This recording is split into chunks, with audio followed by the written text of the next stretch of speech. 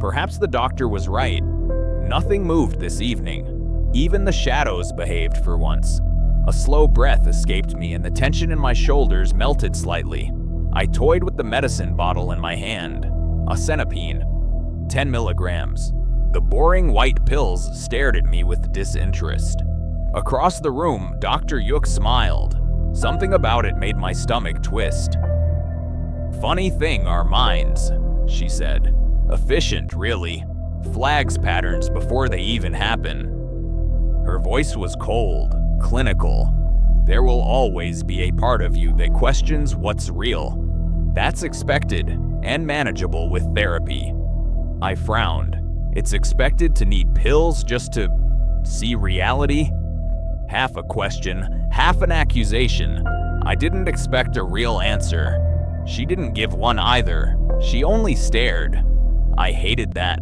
The ancient tactic of therapists and doctors alike. Weaponized silence.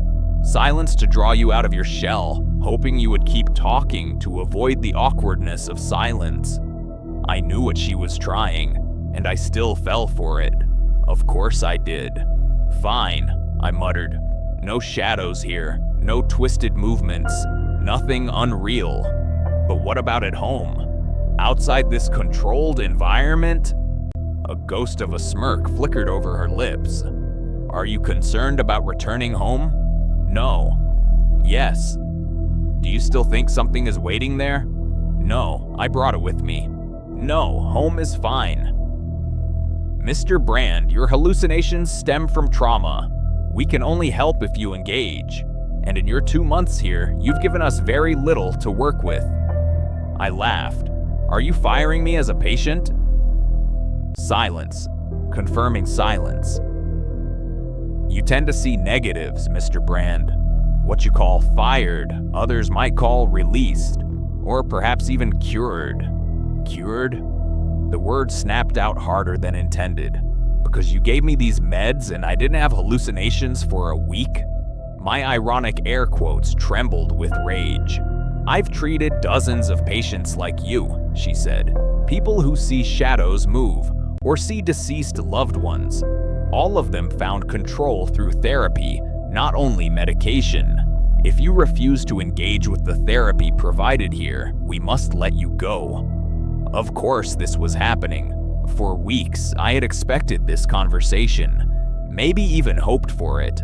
This place wasn't for me, but neither was home. The image of dancing shadows flickered behind my eyes, always watching, waiting, breathe, stay here, stay real. No, I couldn't go home, not yet. I was desperate and the shadows knew. "I'll do it," I whispered. "I'll attend the therapies." "One more chance," Dr. Yuk said. She sounded stern, a teacher scolding her student. "No exceptions. Miss one session and we discharge you. We have a 6-month waiting list. The next person will gladly take your room." "Yes, doctor." Quiet. Too quiet again. I scraped my throat, painfully aware of how dry it was. "Let's try something," she said. "A brief exercise." I nodded. Dread crept slowly up my spine. "Do you recall 7 months ago today?" The harsh overhead light snapped off, then on again. My nerves prickled. "It's here." The psychiatrist barely glanced up. "Old wiring, go on." 7 months ago, I was still teaching at the university. Dr. Yuk scribbled intensely in her notebook. Her notebook had an ornate leather cover. It looked expensive, and so did her accompanying pen, with tints of gold reflecting the harsh UV light as she wrote. I cleared my throat and continued. I was lecturing on the myths of the old Vale tribes when one of the students took an interest in... I paused. The name shouldn't scare me. It's only a name. Belvoth, right? Dr. Yuk said casually. My blood chilled. I never told her that. I never told anyone that. Or maybe... Thomas. Perhaps even the student itself? My mind was heavy. Details blurred into nothingness. The medicine flooding my system was not dissolving. Instead, it crawled inside my brain, invading my already tired neurons, displacing any blood that once flowed there. Mr. Brand? The psychiatrist looked my cold in the eye. Yes. Go on? The student gave me a book after class. It looked ornate, gothic almost. It felt heavy, too heavy for its size. A faint ringing rose in my ear. Retelling the story made something in my skull itch. The book had the story of Belvoth. He said it was a family heirloom, something passed down for generations, and that he would be honored if I took a look at it. Wanted my scholarly opinion. The doctor nodded. And your partner, Thomas, was it, said that the book was the start of your troubles? Yes. My hallucinations began hours after opening it. The doctor's chair gave a metallic groan as she shifted. The sound scraped along my skin. What was in the book? She asked. Her voice dipped for a moment. The harsh UV light blinked, and in its brief flash, her hair flickered from brown to blonde. I blinked and looked down. The bottle of medicine in my hand looked back at me. Perhaps we needed to up the dose. I shifted in my seat and tried to straighten myself. The book was old. I paused, taking a deep breath. Written in the Valor language, but its contents matched no surviving sources. It described in gruesome detail how Belvoth manipulated souls, and how he toyed with the living for his amusement. Victims unknowingly let him in, eventually begging for death. I briefly looked up. The doctor seemed unfazed so far. It said that he claimed the body first, trapping the soul in a vessel no longer their own. They could only watch in terror as he killed their families, slaughtered innocents, and worse. The book also had pages upon pages of bloody imprints at the end. I'd never seen anything like it. If proven authentic, it would redefine our understanding of the old Vale mythos. I stopped. There was a fine line between ranting and sounding insane. The doctor nodded. Do you still have the book? The hair on my arm rose. I burned it. A half-truth. It wouldn't burn, only smolder. It was still there, at my house, waiting for me. A shame. Would have been interesting. The doctor went back to writing her notes. Every scratch of her pen felt like a razor pulling across something inside me. The ringing surged again through my ear. Good, Dr. Yook said, eventually finishing her notes. That's more that we've gotten from you in weeks. Very interesting. You may stay. Let's try another 2 weeks. Thank you, doctor. A tremor of relief shook through me. I wasn't going home. Not yet. Just one last formality. She handed me a form. The lights flickered again. I looked at the paper. What is this? A simple consent form confirming your decision to extend your stay. A formality, really. She went back to scribbling in her booklet. Was she doodling? I looked down at the form. Its edges were charred, exactly like the book's pages. No, that's impossible. I closed my eyes, focused on my breath. Breathe. Stay here. Stay real. The paper looked normal again. At first. Then the words on the page blurred. Each of them danced around, rearranging themselves into impossible sentences. I can't read this. The words, they are moving. She looked over the rim of her glasses. A common side effect from the medication. They tend to interfere with reading comprehension. I stared at her, speechless. She chuckled lightly.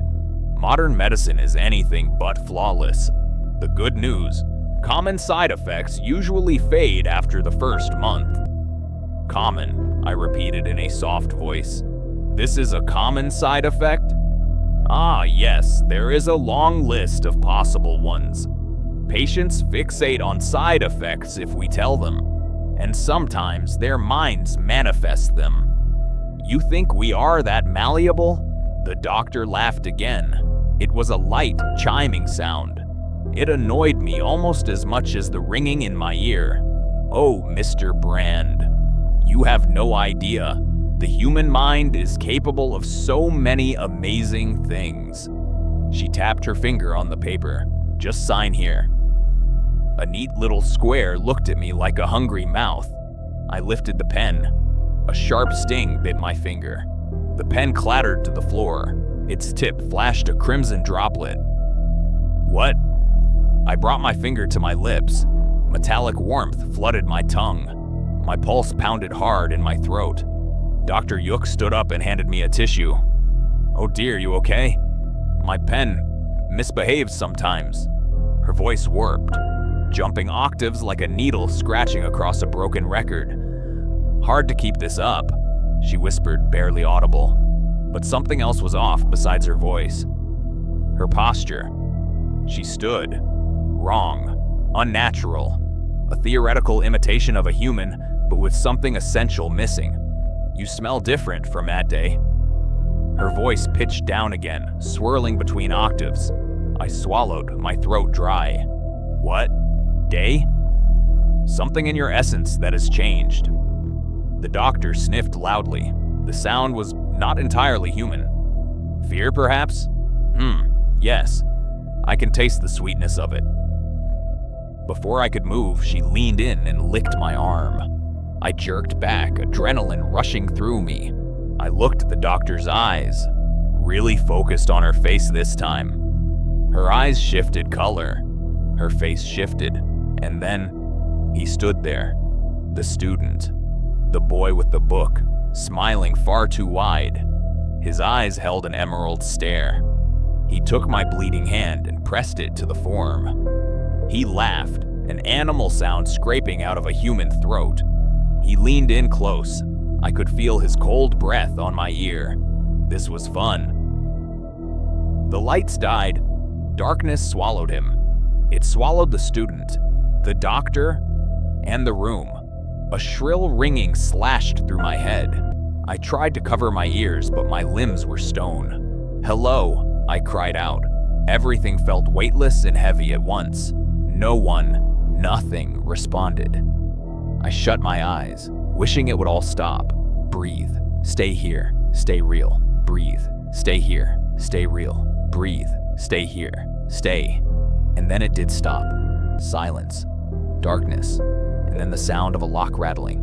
The metal hinges screamed to life. The door swung open. A kind face greeted me. A familiar face. Hello, Mr. Brand. I'm Dr. Yuk. I'll be your psychiatrist during your stay. Your partner, Thomas, admitted you for hallucinations and violent episodes. How are you feeling today? In the corner, something moved. A trembling shadow. It was laughing. My voice faltered. No. Dr. Yuk, we've met. I've been here for weeks. Please, doctor. Please tell me. But her expression said enough. I'm sorry, she said gently. But no, we haven't met. Her voice faded behind my panic, and it didn't matter. I could only focus on the corner of the room, where the dimensions of space itself tore apart. Mr. Brand, she called. Mr. Brand. But I couldn't respond, and it didn't matter. A hand emerged from the tear in reality, wrapped with fur. Too many fingers, too many claws.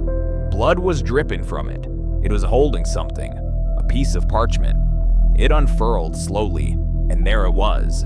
Of course it was. Burned edges, dark script, and in the center, my handprint. Wet and crimson. Another signature, another signed contract. For him, my body, my soul. The room spun. Time folded. In the corner of my eyes, the universe tore apart. Dr. Yuk faded somewhere far away, separated by layers of collapsing reality. A single whisper stayed with me, slithering into the hollow spaces of my mind. Forever mine, it repeated it. Again and again. Forever mine. Until the room itself fell away.